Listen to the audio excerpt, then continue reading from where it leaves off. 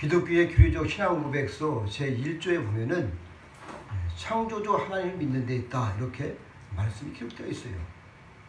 그리고 우리가 잘 아는 성경의 맨 처음 창세기 1장 1절에는 태초에 하나님이 천지를 창조하시니라 이렇게 말씀이 기록되어 있습니다. 그래서 기독교의 이 교리의 근본이요 신앙 고백의 첫 장인 것입니다. 하나님은 창조주이시며 또한 역사의 주관자이십니다. 우리는 그 하나님을 믿는 것입니다. 그러므로 역사의 시작도 하나님께 있는 것이고 이 지구사의 역사의 끝도 하나님께 있는 것입니다. 그 모든 진행이 하나님의 능력과 지혜와 경륜 속에서 이루어지는 것이죠. 하나님은 분명히 알파의 오마가 되시는데 이것이 우리의 아버지 하나님이십니다. 두 번째 우리의 고백은 구원의 하나님이십니다. 하나님은 죄에 빠진 인간들을 친히 구원하고 계십니다. 모든 말씀, 모든 사역을 다 동원해서 당신들의 사람들을 구원하시는 역사를 지금도 이루고 계신 것입니다. 이것을 우리는 선택적 역사라 이렇게 말할 수 있습니다. 이 선택은 우리 인간이 하나님께 나가는 것이 아니라 하나님께서 인간이 우리에게 오심을 말씀드리는 거예요. 우리 주님 오셨잖아요. 하나님의 선택에는 두 가지가 있는데 첫째는 일반적인 또는 보편적인 구원을 말씀합니다. 하나님은 인간들을 구원하시기 위해서 환경이나 역사 또는 사람들을 통하여 여러모로 한 사람 한 사람씩 부르시고 구원을 하십니다. 이 모든 것을 하나님이 주관하시는 거예요. 두 번째로는 특별한 선택으로 엄격한 의미에서는 구원과는 조금 거리가 있습니다만은 이것은 하나님의 이 주권적인 사역으로 은사적 또는 사명적 역사라고 말하는데 하나님께서 우리를 고용해서 그의 지식, 그의 경험, 그의 경륜, 그의 환경 등 모든 것을 효과적으로 다 사용하셔서 정말 구원의 역사를 이루어 나가시는 것을 말씀할 수 있어요. 이것은 분명히 특별한 선택입니다. 물론 쓰임받는 자가 특별한 사람은 아니에요. 왜냐하면 하나님이 특별하신 거예요.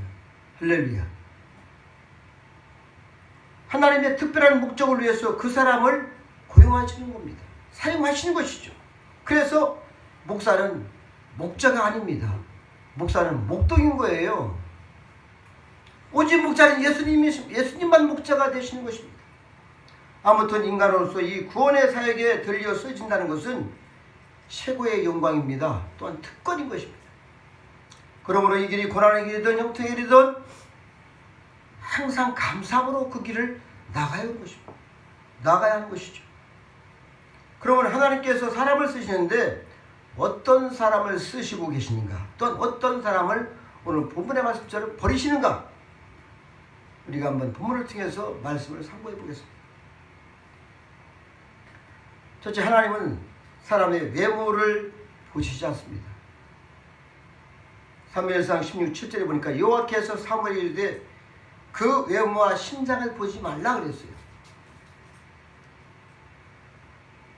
이미 내가 그래 버렸더라. 나의 보는 것은 사람과 같지 아니하니 사람은 외모를 보거니와 나 여호와는 중심을 보느니라. 할렐루야. 하나님은 이 사람처럼 외모를 보시지 않는다고 분명히 말씀에 기록이 되어 있어요. 또한 실제로 그렇게 하십니다.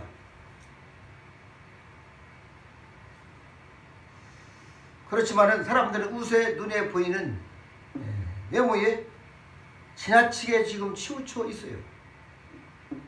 특별히 결혼을 앞둔 젊은이들은 그 중에 남자의 90%가 여자들을 외모를 본다고 그래요.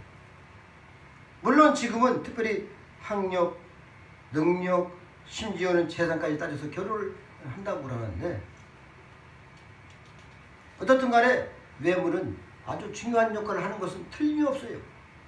그러나 하나님은 우리 사람처럼 외모를 보지 않고 중심을 보신다고 분명히 말씀을 하고 계신 것입니다. 여러분을 누가 인정합니까? 스스로 인정하십니까? 아니면 많은 사람들이 옳다고 인정하십니까? 하나님이 옳다고 인정하실 때 비로소 인정받는 사람이 되는 것입니다. 그때서 세워지는 거예요. 하나님은 뇌물을 보시지 않고 중심을 보시는데 우리의 중심적으로 하나님을 사랑하시길 바랍니다. 두 번째는 하나님은 과거를 보지 않으십니다. 그와 과거의 교회를 핍박했느냐 또는 방탕했느냐 문제가 안 되는 것이죠. 철저히 회개만 한다면 하나님께서는 의롭다 하여 그를 이롭게 아주 복된 그릇으로 만들어 쓰시는 것이므로 과거의 그의 업적이나 경력은 상관이 없습니다. 그럼에도 불구하고 본문에는 사울은 아멜렉을 이긴 업적을 내놓으면서 자기의 잘못을 정당화하려고 합니다. 지금 물론 잘했죠. 싸움에 나가서 아멜렉을 다 쳐부셨으니까 잘한 것이죠. 하나님께서는 그의 실적 업적에 대해서 무관하셨습니다. 단지 그의 겸손과 믿음을 요구하시는 것입니다. 우리의 이러한 겸손과 믿음을 요구를 하시는 거예요. 그래서 우리가 과거의 은혜를 크게 받았다? 하나님 그걸 보지 않으셔요. 현재의 믿음에 현재의 겸손을 보시는 것입니다. 또 하나님은 사람의 능력과 지혜를 묻지 않으십니다. 만약에 능력과 지혜를 보시면 아무도 부를 수 없어요. 사람이 무슨 능력이 있습니까? 지혜가 있습니까? 이 모든 것을 결국 하나님이 주셔야 되는데 문제가 되지 않는 것이죠. 모세가 처음 여러분 하나님의 사명을 받을 때에 우리가 창세기 3장에 보면 그 말씀이 다 기록이 되어 있어요. 그렇죠? 하나님은 그를 책망하시며 사람의 입을 지은 자가 누구냐? 내가 가라고 할 때에 가라. 무슨 변명이에요? 출애굽기 3장에 분명히 단호하게 말씀하십니다. 하나님 앞에서 내가 가진 능력보다 깨끗한 그릇이 필요한 겁니다. 그래서 디모데후서 2장 21절 22절 보면은 하나님께서는 이 땅에 금그릇 은그릇 특그릇이 있으나 그 중에서 깨끗한 그릇을 쓰기 원하신다고 했어요. 할렐루야. 우리가 안과 밖을 깨끗하게 해서 정말 무엇으로 깨끗하게 하시냐고요? 오직 회개입니다. 할렐루야. 주의 거룩한 보혈을 의지해서 날마다 자신을 씻어가는 것이죠. 그래서 우리는 그런 용기와 이 순종적 결단이 필요한 것이죠. 하나님은 이것들을 아주 중요하게 보십니다. 중요하게. 그러면은 지금까지는 부정적인 면을 살펴보았는데 긍정적인 면에서는 어떤 면을 보시고 우리를 사용하느냐. 첫 번째는 겸손한 사람을 쓰시는 것입니다. 겸손은 존귀의 영광과 생명과 평안이라는 말씀이 기록되어 있습니다. 본문에 보면 사무엘 선지자가 겸손을 설명하고 있어요. 사무엘이 가로되 왕이 스스로 작게 여길 때에 이스라엘 지파의 머리가 되지 않으셨나이까? 사무엘상 15장 17절에 기록이 되어 있습니다. 사무엘은 사울이 왕으로 기름 부음을 받을 당시에 그것을 말씀으로 회고시키고 있는데 사무엘상 10장 22절 보면은 아주 극적인 이야기가 말씀이 기록되어 있습니다. 하나님은 사무엘을 불러서 사울을 불러서 기름을 부어서 왕이 되게 하라고 했습니다. 선지자 사무엘 선지자한테. 사무엘은 명령을 따라서 이제 갔더니 보통 사람보다 키가 어깨나 더 올라가는 키가 장대하고 아주 준수한 청년이었는데 이 청년이 그 말을 듣고서 그냥 행구 속에다 자기 머리를 팍 박고 숨어 있는 거예요. 궁둥이가 쑥 나와 있고. 그러니까 얼마나 웃기겠어요 이게. 상당히 좀 바보 같으죠. 겸손하고 순진한 모습입니다. 그런 스스로 작게 여겼던 것이죠. 이럴 때에 하나님은 그를 높여 왕으로 삼으신 거예요. 그러나 그의 권좌에 앉자마자 아멜렉하고 전쟁이 나고 그때부터 시작해서 마음이 변하게 되는 것입니다. 이것은 안타까운 것이죠. 겸손한 모습이 지속될 수 있는 조건은 날마다 자신을 돌아보는 것입니다. 날마다 자신을 낮추는 거예요. 하나님을 높이고 십자가에 못 박는 것입니다. 할렐루야. 이것이 회개예요. 가만히 보면 사람들은 어느 지위에 올라갈 때까지는 겸손하다가 지위를 얻고 나면은 우리나라에서는 가장 높은 자리가 어디예요? 대통령이죠. 대통령만 되면은 사람이 겸손이 어디 갔나 없어져. 이것이 문제가 되는 거예요. 사울도 처음에는 그렇게 수줍어하고 아주 사람이 진솔했는데 왕이 되고 나서부터 이제는 스스로 기념비까지 세웁니다. 기념비를 자기가 스스로 세워요. 후대가 원래 세우는 게 기념비 아니겠습니까? 자기가 자신을 높이는 거야. 이것이 얼마나 교만입니까? 이것이 얼마나 스스로 세우는 어리석은 무지한 일로 망하는 것이죠. 망하는 것이죠. 한심스러워요. 우리는 이 땅에도 저희가 우리나라에서도 그런 일을 저희가 목도를 했습니다. 자기 자신을 높여서 무슨 뭘 받고 참으로 어리석어요. 인간의 지혜는 그거밖에 안 되는 겁니다. 그러니까 무지한 거예요. 사울은 처음에는 스스로 작게 여겼던 그 겸손을 계속 유지를 못했어요. 절대 겸손을 하나님은 요구하고 계십니다. 할렐루야. 그러니까 우리가 늘상 겸손해서 사회에서도 마찬가지, 어느 장소에 가든 하나님도 마찬가지고 겸손한 자를 귀히 여기시 하나님께서 은혜를 주시는 것입니다. 할렐루야. 우리 한국교회사에서 전해오는 아주 유명한 예화가 있어요. 조만식 장로님이 계시는데 그가 오산중학교에서 교장하고 계실 때에 제자인 이제 목사도 안 되고 주기철 이 전도사가 교회에서 신문을 하고 있는데 어느 주일날 조 장로님은 손님과 이야기하다가 그만 예배 시간이 늦어져서 조금 늦게 들어갔어요.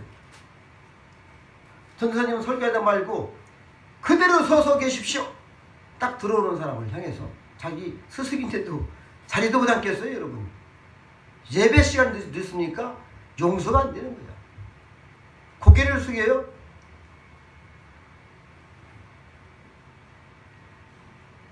장로님은 순종하여 꼼짝하지 않고 그대로 서서 기도하는 마음으로 예배를 드렸다는 그런 일화가 있어요.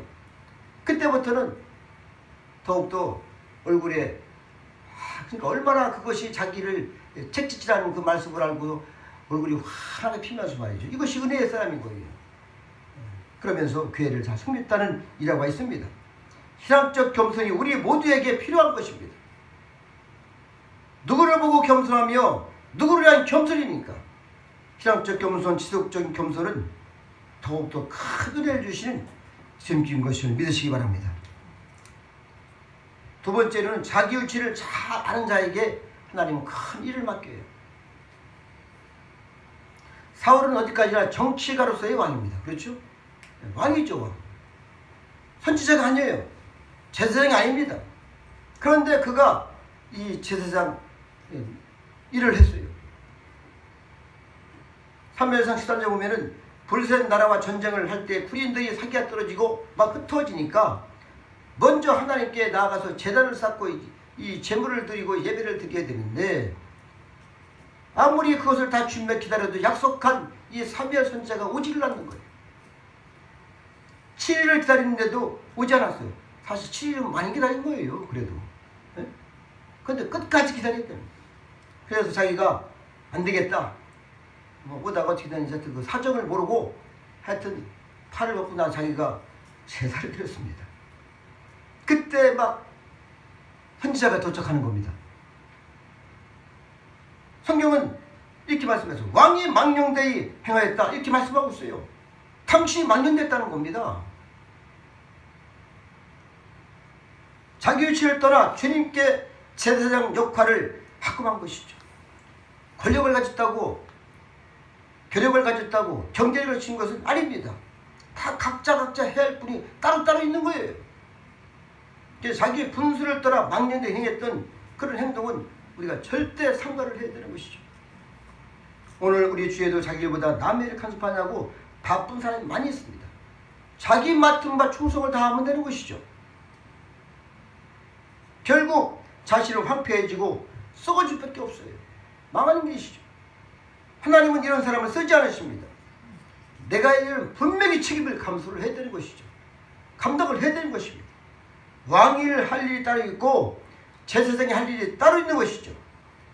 왕이라고 해서 제사장 일을 할 수 있는 그러한 권리가 없어요. 맡기신 경륜 내게 향하신 하나님의 뜻을 알고 정말 충성되게 행하는 우리가 되시기를 바랍니다. 세 번째로는 신앙적 인내가 있는 사람을 하나님은 쓰십니다. 물론 사울왕은 7일 동안을 기다리고 나서 참지 못하고 제사를 드렸습니다. 그런데 제 생각인 거예요. 7일이 아니라 7년이라도 기다려야 돼. 하나님께서 하실 것인데 자기가 그것을 행하면 안 되잖아요. 그래서 어떤 사람은 20년, 40년을 기다리는 겁니다. 하나님이 하실 때에 하나님의 때에 하시는 것이죠. 편법이 통할 수 없어요. 자기의 그러한 이해 타산으로 어떻게 그것을 행합니까? 그것이 어떻게 변명거리가 되겠어요? 끝까지 믿음으로 끝까지 우리가 경건해야 될 줄 압니다. 하나님은 그러한 모습을 원하시는 것이죠.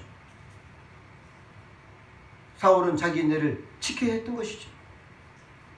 목적과 방법을 혼동해서는 안 되는 것입니다. 신앙적 인내, 절대적 인내가 아주 중요합니다. 또한 지도자에게 일이 필요한 것이 인내죠. 상황 변화에 따라서 목적을 바꾸고 또 그래서 방법이 변하는 것은 하나님 사람으로서 합당치가 않아요. 우리는 늘상 반드시 인내할 때 하나님은 놀라운 은혜의 열매를 맺게 하시는 것입니다. 또한 다음으로는 탐욕과 욕심이 있는 하나님이 쓰시기가 어렵습니다. 본문 19절에 보니까 탈취하기만 급했던 이 사울을 향해서 여호와께서는 악하게 여기시는 것을 우리는 볼 수 있어요. 탐욕은 사람의 눈을 어둡게 합니다. 그리고 아주 우매하게 만드는 거예요. 하나님의 일을 하는 사람은 범죄에 탐심과 욕심이 분명히 없어야 됩니다. 국가나 지도자나 어느 장소나 회사나 다 마찬가지예요. 탐욕을 멀리해야 돼요. 탐욕하다가 끌려버리면은 아무것도 못하는 거예요. 장관 추천됐으면 뭐합니까? 그것이 다 발각되면은 괜히 창피만다고 내려가잖아요. 명예에 대한 탐욕, 물질에 대한 탐욕이 없을 때에 밝은 총명과 지혜로서 그 일을 할 수가 있는 것이죠. 그것이 저는 이 성경에서 보니까 다니엘이라는 사람이에요. 나라가 4번 바뀌었음에도 불구하고 계속 총리직을 수행한다는 것은 정말 순수하고 깨끗하고 거룩한 것입니다. 그렇기 때문에 왕이 바뀌고 나라가 바뀌어도 계속 당신은 총리 일을 나는 왕만 있겠습니다. 당신 일을 다 하세요. 이 정도가 돼야 돼. 우리가 교회나 나라도 이런 사람들이 많으면 복이 있는 것이죠.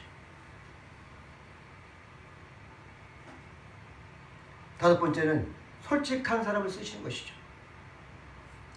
사울 왕에게는 솔직할 수 있는 좋은 기회가 2번이나 있었어요. 다시 말하면 책망받는 기회에서 구제받을 수 있는 기회가 있었는데 정직하지 못하고 안타깝게도 다 놓쳐버렸습니다.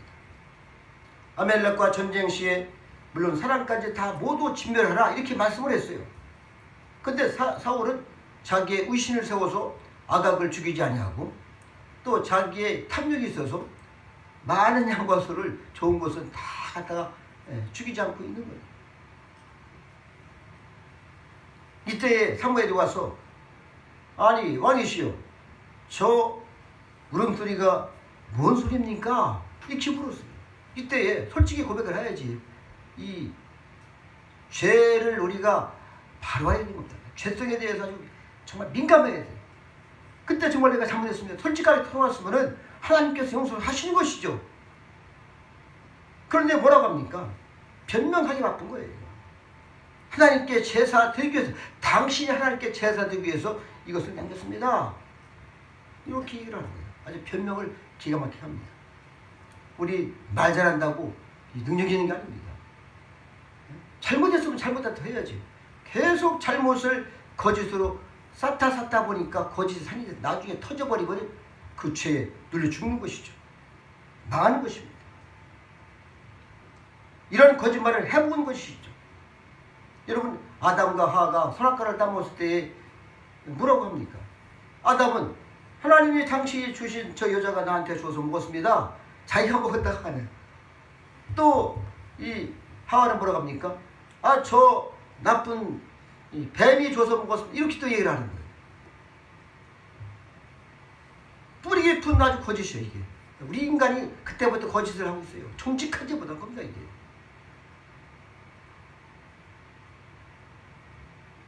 여러분, 다윗을 보세요. 뭐 사울이나 다윗이나 도덕적 또한 이 죄성을 보면은 도찐개찐이에요. 그런데 다윗은 뭐라고 합니까? 하나님 앞에 내가 범죄했습니다. 밤이 새도록 우는 거예요. 잘못했다고. 왕이면서도 똑같은 왕이야. 사울은 변명을 합니다. 그래서 다윗은 별명이 정직한 사람이에요. 야, 별명도 얼마나 멋있어요. 정직한 왕. 그래서 항상 보면은 정직히 행하고 내종 다윗은 정직하다. 성경에 수없이 기록되어 있어요. 하나님이 그렇게 인정을 하시는 거예요. 단 한 번도 바사바를 핑계하거나 그를 둥그렇게 해서 자기가 넘어가려고 하는 그런 것이 없었어요. 내가 죄인입니다. 나는 못해서부터 죄인입니다. 이렇게 아주 철저하게 고백을 하는 것을 볼 수 있어요. 여러분, 우리는 하나님 앞에서 죄인입니다. 그래서 우리는 늘상 주 앞에 나가서 회개하는 것이 은혜인 것입니다. 하나님께서는 어떠한 계기를 통해서 그러한 은혜를 베풀어 주시는 거예요. 그렇지 못하다면 반드시 거기에는 따르는 심판이 있는 것입니다. 은혜 베풀 때 은혜를 받아야지 왜 심판을 받으려고 하십니까? 이런 정직한 다윗에게 하나님은 크고 놀라운 축복을 주신 것을 우리는 필요합니다. 할렐루야. 우리가 알고 있어요. 그래서 우리가 정말 필요한 것은 정직에는 반드시 용기가 필요한 거예요. 우리의 잘못을 우리 생각도 하시는 하나님 앞에 나와서 다 주 앞에 아뢰고 날마다 거룩한 여러분 되시길 바랍니다. 잘못된 사실도 있는 그대로 받아들이고 비난도 긍정적으로 받아들여 하나님 앞에서 솔직할 때는 하나님은 그를 용서하시고 다시 기회를 주시고 은혜를 주시는 거예요. 하나님의 쓰시는 사람은 절대적인 신앙을 가진 사람, 또한 절대적인 순종할 수 있는 사람인 것입니다. 절대적 겸손과 정말 날마다 주 앞에 나와서 주님의 은혜를 간구하며 회개하며 기도하는 사람을 반드시 쓰신 것을 믿으시고 정말 이제는 이 땅에서 여러분의 앞날에 하나님이 귀히 쓰는 여러분이 되시기를 다시 한번 부탁을 드립니다. 아버지 영광과 존귀를 올려드립니다. 우리가 본문을 통해서 하나님께서 귀하게 얼마나 우리를 축복하셨습니까? 우리는 그럼에도 불구하고 하나님이 원하시는 거룩한 게 날마다 서 있지를 못할 때가 너무나 많사오니 이제는 우리 주님 오실 때까지 우리가 이 땅에서 떠날 때까지 우리의 마음을 날마다 찢고 걸어가신 보혈의 공로를 힘입어 깨끗함으로 거룩함으로 용기를 얻어서 이제는 담대하게 하나님 앞에 나아가고 이 땅에서 또 하나님의 귀한 사역들을 잘 감당할 수 있는 종들, 백성들 될 수 있도록 크신 은혜를 베풀어 주시옵소서. 감사하고 예수님의 이름으로 기도드렸습니다. 아멘.